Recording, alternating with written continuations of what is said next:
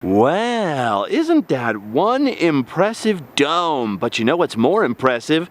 Is this? Would you look at the size of that lumberjack? I'm a lumberjack and I'm okay. I sleep all night and I work all day. I cut down trees, I wear high heels, suspendies, and a bra. I wish I'd been a girly, just like my dear papa. Look at this guy here. Do you recognize him? He looks awfully similar to the chicken boy we saw in Los Angeles. And for good reason. This is one of the famous Muffler Men. Some are Muffler Men, some are lumberjacks, some are chicken boys. And this is a particularly historic Muffler Man lumberjack because this happens to be possibly the first Muffler Man ever invented. These things are all over the country, but they started right here in Flagstaff, Arizona, having been created in 1962 for the local Route 66 Lumberjack restaurant. The restaurant hired a company called International Fiberglass based out of Venice, California to create this monster, and they kept the molds, and soon Muffler Men, as they're more popularly known, started sprouting up all across the country. Now this guy really pulled people off the highway and into Lumberjack restaurants, so of course they ordered a second, and the other one is right here inside this dome. After the Lumberjack restaurant changed its name, they didn't need Paul Bunyan over here anymore, or his brother. So they were donated to Northern Arizona University, and here he stands, proudly outside the dome while his brother gets all the luck indoors. There are Muffler Men all over the country. As a matter of fact, there are dedicated groups of fans who go out and find these things in people's backyards and barns after they're no longer used and restore them. It's pretty cool to find out that even though they're all over the place, that Muffler Men originated as a Route 66 thing. I never knew the first one was in Flagstaff before, and I never knew that they started out as the Lumberjack model. Now that there's one gargantuan beast of a man. As historic as this is, at one point I heard that a rival team actually mutated the Muffler Man Lumberjack. But I'm glad to see that. So I'm glad to see that he seems to be restored to perfect lumberjack shape. What would Babe the Blue Ox do without you, buddy? Of course, there is one lumberjack left on the old site of the restaurant. Today, he stands in the shadow of the now closed Granny's Closet, which was the original Lumberjack restaurant, and it looks like he's guarding this tractor here. Let me see. Oh, this tractor's called the Old Tractor, and it's an old tractor. Ah, here's a Lumberjack restaurant today. As you can see, it is literally spitting distance from Route 66. Plenty of old motels nearby. Lots of funky 50s architecture. Flagstaff is a pretty big town, probably the biggest we're gonna see for a while. But even though there's a lot of great stuff to see in Flagstaff, I'm afraid I have to be moving on as quickly as possible today. As much as I love stuff like this, I can't say that I'm actually too sorry about it this time, because I'm still fighting this cold and it is freezing up here. I'm hoping it'll be a little warmer once we reach the desert. Of course, before we reach the desert, we gotta pass this long strip of Route 66 motels and hotels. Looks pretty awesome. And then down, down, down the mountain, away from Flagstaff, Arizona. Whoa, but wait, we can't forget Winona. Ah, yes. If you've ever heard the Route 66 song, then you've heard of Winona. Flagstaff, Arizona, don't forget Winona. And this is it. It turns out that even though it was featured in the classic song, there never really was that much to Winona. Just a couple of houses, one or two trading posts and gas stations, and this now abandoned old bridge. A little rusty and twisted, and they don't let you drive over it anymore. But if you take the time, you can still walk over the bridge, which is pretty cool. Look how narrow this bridge is. It's not very far from one side to the other. And this was two-way traffic. That's pretty crazy. You can see the lines on that old red asphalt there, kind of like the abandoned stretch of road we were on yesterday. The road itself was not much wider than the bridge. Any wonder that you see a couple of little accident boo-boos here? That's actually one thing many people don't talk about when they're talking about the glory days of Route 66, was how insanely dangerous it was. Look how narrow this road is. There were way more traffic slowdowns and way more accidents in the old glory days of Route 66 than there are with a modern highway or a modern interstate highway. When this was the main road, all the traffic that would be on an interstate would be on this little skinny bad boy right here, going across that bridge. So ironically, it's kind of the fact that Route 66 is sort of abandoned and forlorn and half forgotten that makes it pleasurable to drive on. Okay, Winona has not been forgotten. Also, gasoline not forgotten. It feels good to be in sack country. You know, when I was at the counter and I bought my Mountain Dew and some other stuff, and the lady inside's like, do you want a sack? Not do you want a bag? Do you want a sack?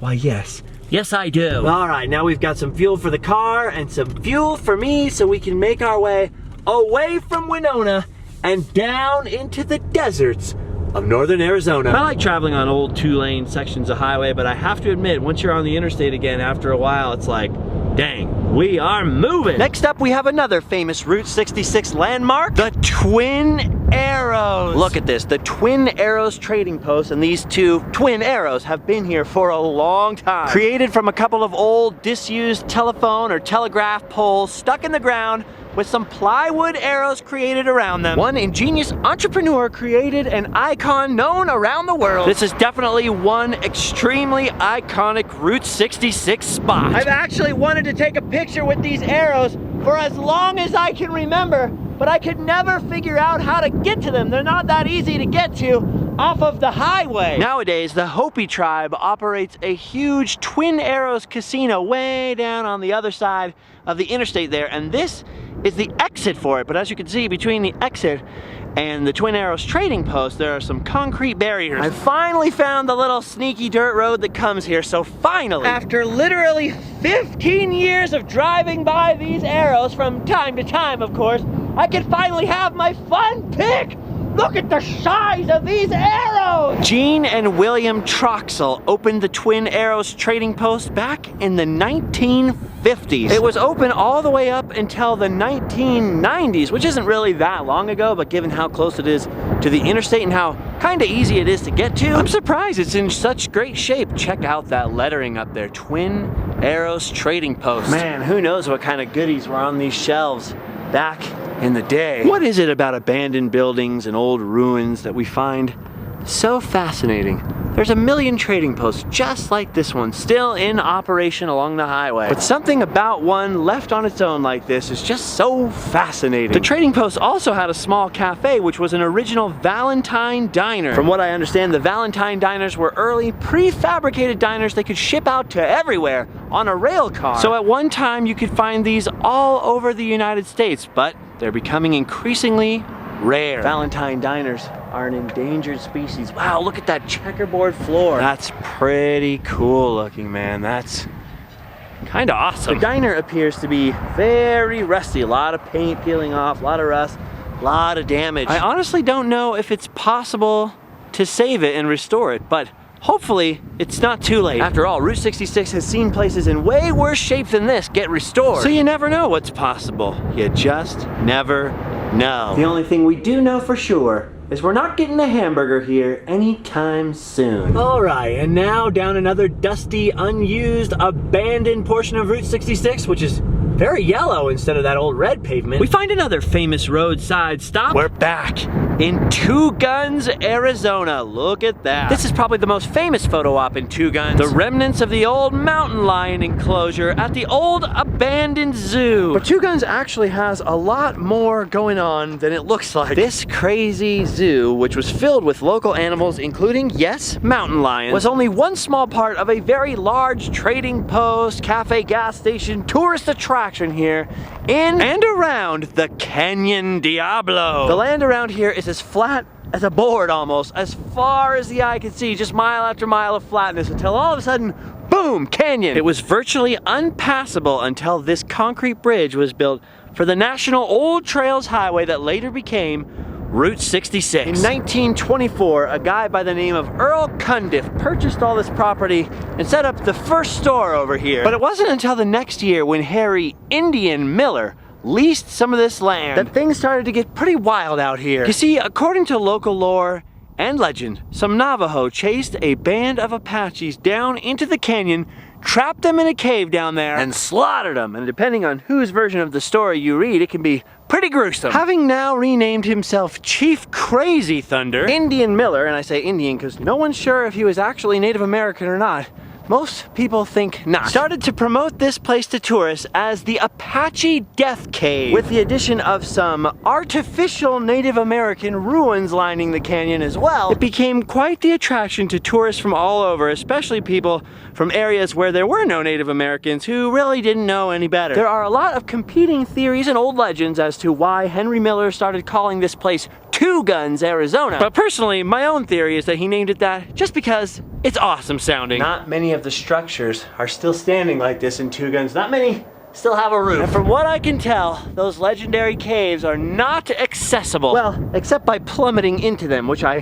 don't plan on doing today. Anyway, you remember old Cundriff, the guy that originally owned the property? Well, him and Henry Indian Miller started getting into it over whose property started where and ended where. Some people think he was maybe a little jealous of the success of Two Guns while his own little business wasn't doing that well. But one way or another, during this arguing, Indian Miller shot him. And here's the craziest part. Old Earl Cundriff, I think it's Cundriff. Old Earl was unarmed at the time, and Henry Miller got off scot-free. Of course, when they buried Old Earl, they put on his tombstone, killed by Indian Miller, and then of course, old Indian Miller didn't like that too much, so he went and defaced the tombstone, and then got in legal trouble for that. Of course, that led to a lot of publicity for Two Guns, which is how he was able to build his second, bigger, and better zoo, the one that we were just looking at before with the mountain lion sign. But eventually, when they built a bigger, better bridge and tourists didn't have to drive right through the middle of the site, Miller sold Two Guns, packed off, and started on a new adventure.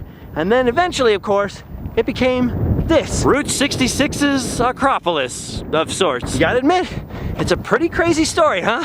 Only in America. Even the later addition of gas stations and an old KOA couldn't save Two Guns, and today, it's completely abandoned. But you know what's not abandoned is the town of Winslow. And that's where we're headed to next, because I'm out of water and I'm out of soda. But I can still stand on the corner. Come on, you know the song, the Eagle song. Well, I was standing on the corner in Winslow, Arizona. Well, at one time, downtown Winslow, Arizona was nearly abandoned until they decided to make this, the Standing on the Corner Park. And now people from all over the world make their way to this mural to see a girl, my lord, in a flatbed Ford. And they even have an old flatbed Ford right here parked on the side of the road. Now, the Eagles are a very popular band. That's a very popular classic song, and people really love to come here to stand on that corner. That entire group of bikers is actually from England, and just for the past few minutes that I've been standing on the corner, I've heard French and German and even a little Japanese. It's the ultimate spot for a fun pic. And if you stand here long enough, you will see loads and loads and loads of people getting their picture standing on the corner. Oh, dang it, there used to be a giant guitar on the corner right here, but it's gone now. No worries though, they still have this guy holding down the fort. Look at this guy. I think this dude's almost taking it a little too easy, if you know what I mean. Check this out, I was looking at this mural right here on this building thinking, well, that's a pretty cool mural of what the town used to look like, when I realized that's a mural of this block, and it still looks exactly like that. Muralception. Weird. Ka-chow. Winslow is also home to the Old Trails Museum. I've never been inside of here. It's always been closed, but this flag says that it's open, so we'll see. Ooh, I love me a free museum. Oh, look at all of this. They got everything in here. Harvey girls, railroad history. They have all kinds of artifacts and amazing history here. So many amazing stories, and my new friend Gordon just guided me around the museum, and I just found out that his mother was one of the original Harvey girls at the Harvey house in town. I think that's amazing that your mom was a Harvey girl in town, and now millions of people come to see the old Harvey house. He told me all kinds of stories about the hash knife outfit out here and all kinds of local bandits and outlaws, and even one female former Harvey girl who became a cowboy's wife and then later a cattle rustler. There she is right there, Cecil Cresswell. Cecil? Isn't that a guy's name? Maybe it was Cecil? Either way, apparently, and this is a little gruesome now, cover your ears, children. When the sheriff finally came to arrest her, she went inside and blew her own head off. And they have her head right here in the museum. Gordon is now telling some people from Poland the same stories he told me about his mom working for the Harvey house. She wore those Harvey girl uniforms. She said they were so starchy they felt like wearing a board. Gordon's been here so long that many of the historic buildings in the photographs, like for example the old soda fountain that used to stand on this corner, were places he used to come to as a kid to get himself a cherry coke. Literally, he showed me a picture inside the museum of the old store that used to be here that he used to go into as a kid. Turns out he also used to live for a little while between Disneyland and Knott's Berry Farm, right where I grew up. So we were almost like neighbors, even though he only lived there for a little while and moved back, and that was decades before I was alive, but you know, you get the idea. It is a small world after all. We're also now at the beginning of Navajo country. This is where you start to see a lot of Native Americans selling their crafts in different interesting places. Once I was at this rest area in New Mexico, not far away, in the middle of the night, And as soon as I came out of the restroom, there was someone there saying, hello.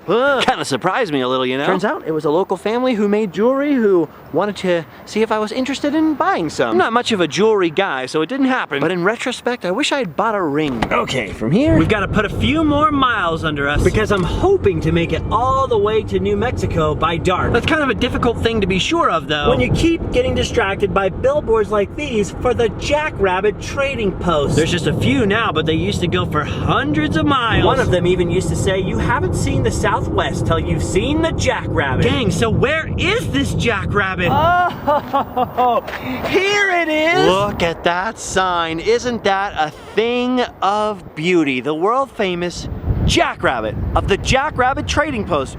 Right over there across the street, which I never really thought about before, but kind of makes this sign just a little misleading. Just over a week ago, I was at the Disneyland Resort in Carsland showing you guys the Cars version of this. And I promised you guys we'd see the real life version, and well, here it is! Nothing I've ever read says exactly how old the trading post itself is. It's been around for a long time. Originally it was a railroad building, and then it was the Arizona Herpetoриum, which sounds much worse than what it actually was. Turns out Herpetoриum just means snake museum. Anyways, later it became the Jackrabbit Trading Post. Just watch your step. No one's really sure what they did with all those snakes. This small building has been selling stuff to people like me since the 1950s. And it's still going strong. Someday I'm gonna get a tattoo of that rabbit. I love this place and its little free museum. Sweet. Can't stop here for long though. Just long enough for one more fun pick! Oh, I love this guy. This place just wouldn't be the same without the giant Jackrabbit. I probably didn't have time to pull over here, but I couldn't resist. Next up, Route 66 through Joseph City, which I believe was founded by the Mormons. Those guys were everywhere in the Old West. And is now just a very cute, very sleepy little small town. There's not too much here, but there's enough that it could be another Seligman someday. 3 or 4 people passed me as I drove through town. Literally all of them waved or gave a little nod at me.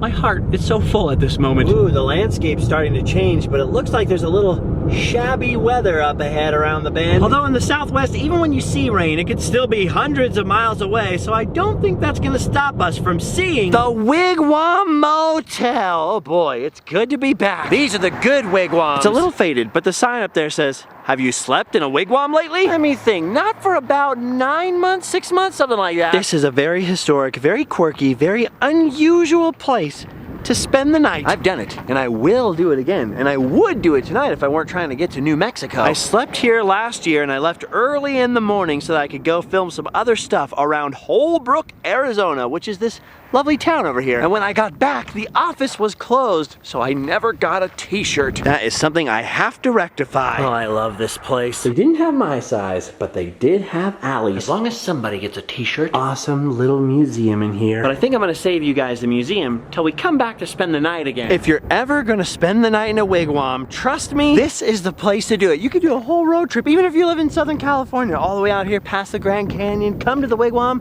see the Petrified National Forest, which is just over there, and then cruise on back. You could pretty much do that all on a long weekend. Maybe stay at the El Trova tour too, huh? I'm just trying to remember if I stayed in wigwam number 3 last time, or wigwam number 4. These aren't really wigwams, by the way. These are actually teepees. But since all 7 of these historic little roadside motels are called wigwam villages, let's not spoil their fun. Only 2 of the wigwam villages exist on Route 66. I think the originals were in Kentucky, and this one is just epic. Route 66, you got the concrete wigwams there, which are just ridiculous, obviously, and tons of classic cars in the parking lot. I never noticed that little dinosaur last time I was here. I'm sorely tempted to spend the night again right now. I knew that I would be very tempted if I stopped here, but I also knew that there's a Safeway across the street, and I'm starving. I need to restock my supplies, so I'm glad I stopped by to say hello. Incidentally, this place is so friendly. I was $1 short for that t-shirt in cash. So I was just gonna pay with the card, and they're like, oh, don't worry about it. What's $1? How many businesses do you deal with that would be like that? That's what I love about Route 66. I don't want to leave.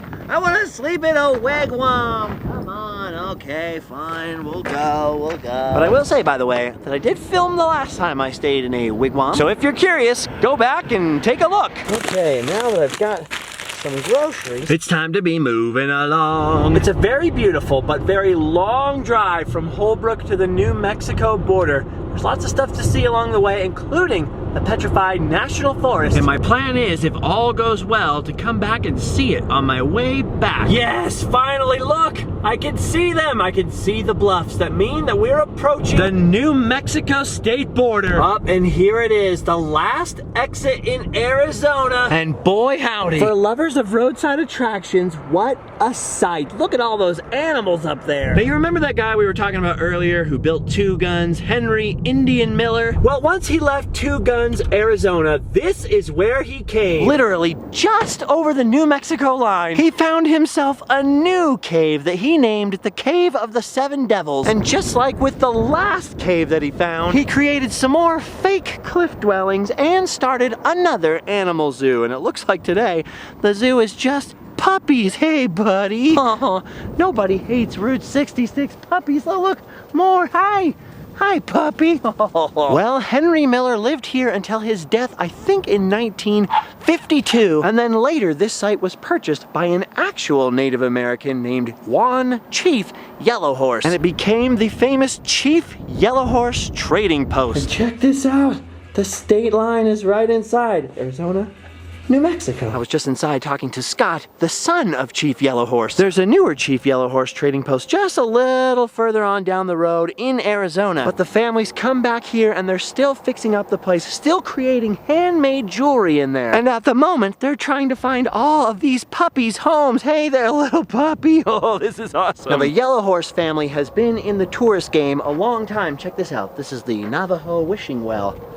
Better make a wish. It's said that Juan Yellowhorse's father was one of the first people to start selling petrified wood to the railroad travelers who would come to this area. After all, you can't just pick up pieces in the Petrified National Forest. Later, when Juan Yellowhorse got this property, he was one of the first people to put billboards for miles and miles and miles down the highway in either direction, asking visitors to come visit Chief Yellowhorse, playing on the stereotypes and alleviating tourist fears, perhaps. One of the early billboards said, "No scalp 'em paleface, just scalp 'em wallet." Chief Yellowhorse had a great sense of humor, and they had a really cool roadside attraction here.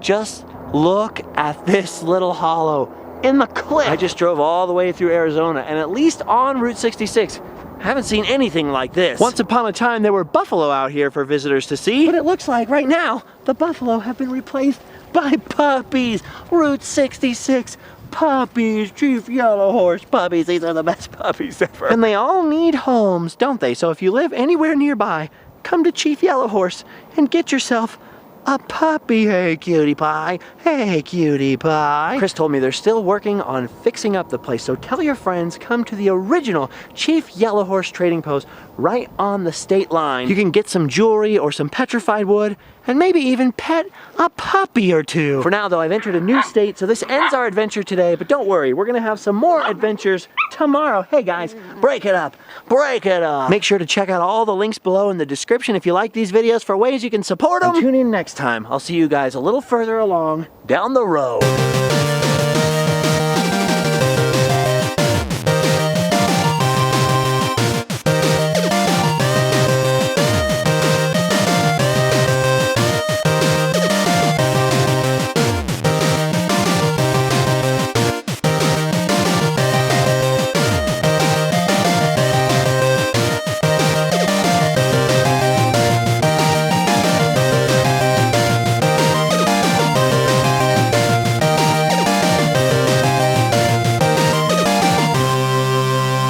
Go home and chew on some metal. New Mexico style.